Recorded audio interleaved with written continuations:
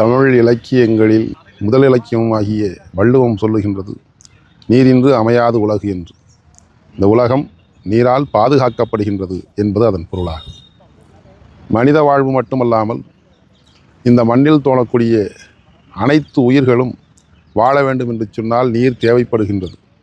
அந்த நீர் இல்லாமல் இந்த உலகத்தில் உள்ள எந்த உயிரும் வாழ முடியாது.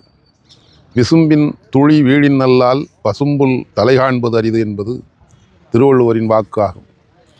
விண்ணிலிருந்து மழைத்துளி விழுந்தால்தான் மண்ணில் புல் முதலாகிய உயிர்கள் தழைக்கச் செய்கின்றன என்று நீரை பற்றி சொல்லுகின்றார்கள். அதே போல அதன் பிறகு வந்த சிலப்பதிகாரத்திலே காவிரியை போற்றுவதைப் போலவே மாமழை போற்றுதும் மாமழை போற்றுதும் என்று சொல்லுகின்றான் இளங்கோவடிகள். மழை என்பது நீரின் கொடையாக அமைந்த ஒன்றாகும். கடலிலே முகர்ந்து மலை முகடுகளே மழையாக பொழிந்து அது அருவியாகவும் ஆறாகவும் பெருக்கெடுத்து நிலம் முழுக்கும் ஓடி நிலத்தை வளம் சேர்ப்பதைப் போல இந்த உலகத்திலே எல்லா வகையான வளத்திற்கும் அந்த மாமழை காரணமாக இருப்பதனால் மாமழை போற்றுதும் மாமழை போற்றுதும் என்று இளங்கோவடிகள் கூறினார். அப்படி சிறப்பு வாய்ந்த நீரை, தண்ணீரை இன்றைய காலகட்டத்தில் ஒரு விற்பனை பொருளாக, ஒரு விற்பனை பண்டமாக, ஒரு வணிகத்தன்மையோடு நாம் கையாளுகின்றோம் என்கின்ற எண்ணத்தை மக்கள் மத்தியிலே கொண்டு வர வேண்டும் என்பதுதான் இன்றைக்கு தஞ்சாவூர் மாவட்டத்திலே கல்லணைக்கும் அருகாமையில் பூதன் என்று சொல்லக்கூடிய ஒரு ரொம்ப பழமைய காலத்து பெயர்களில் பூதன், ஆதன் என்று சொல்வார்கள்.